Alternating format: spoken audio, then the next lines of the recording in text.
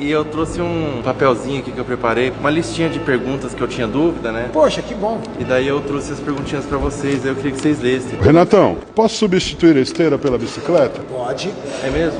pode. Porque a esteira eu canso demais, a bicicleta eu faço mais tranquilo, assim. A bicicleta eu consigo fazer 40 minutos, a esteira parece que me mata muito. Então pode trocar a bicicleta pela esteira. Quantos scoops de whey eu tenho que tomar por dia?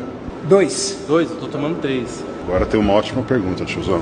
A masturbação, quando feita de forma intensa, entre parênteses, pode ser considerada como cardio? O que é feito de forma intensa? É bem animalizada mesmo, selvagem. Selvagem, cara. É selvagem. Eu não quero imaginar, tá?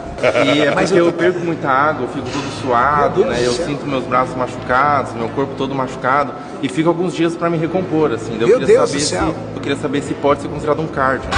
Você demora mais de 10 minutos ou menos de 10 Ah, minutos? vai 1 hora aí.